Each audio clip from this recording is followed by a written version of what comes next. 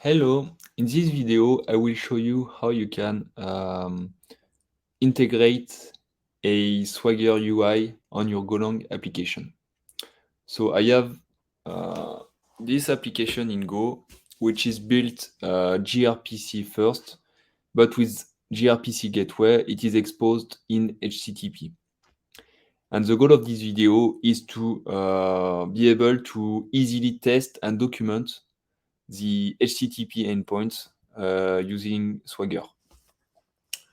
So the first thing I do is I will add in my project the Swagger UI code that will handle the JavaScript code in order to render the interface on my browser, internet browser.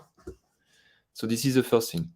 So the second thing I have to do is I have to generate a Swagger JSON file from my proto file.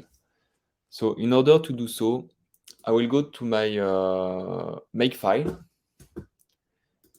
and in the all command, I will add something here.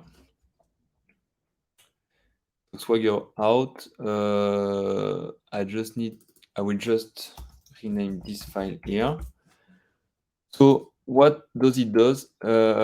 Using protoc, of course, in order to execute this, you will have to install first on your PC the protoc gen swagger library. Once you do it with this simple command line, you can specify that from my proto file, presentation.proto, you can generate a Swagger JSON file, which will be placed in my Swagger UI folder that I have just created before. Okay. So let's execute this command with make all. This is done. And if I go into my Swagger UI here, you can see that my presentation.swagger JSON file has been created here. Then in the index.html file, I will just replace the file name here. I will put the right one, so it's presentation.swagger.json. Okay. And then the final thing you have to do is you have to expose an endpoint, an HTTP endpoint, in order to access your Swagger UI from your Golang application. So to do so, I will go to my main.go file, and I will just do something like this. I will just put the code here. There you go. So this piece of code is just reading from the directory Swagger UI I have created before. So from this, we get a file system variable. And then I say that on my root Swagger UI, I want to serve the file system of Swagger. This is very simple.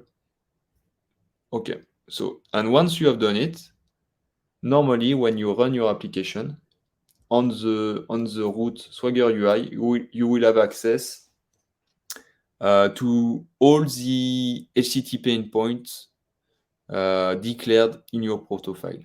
Yeah. So let's try it. So I will run my application like this. Okay, the application is started. And now if I go to localhost 8080/Swagger UI, here you go. You can see that from the presentation.swagger.json that was generated thanks to a command in my make file. And because this file, I have put it in the Swagger UI folder, and in the index.html, I have specified that this is this JSON file that must be used to serve the Swagger UI. Now, when you go to your application on the root Swagger UI, you have access to everything that is defined in your proto file. If I go back to my proto file, here, you can see that we only have the else endpoint specified. So that is why on the Swagger UI, you see only the else endpoint. And then, when you are here, you can easily test your application. So here I will test the else endpoint just by clicking on the execute button. Here you go. That's it, guys. Thank you for watching.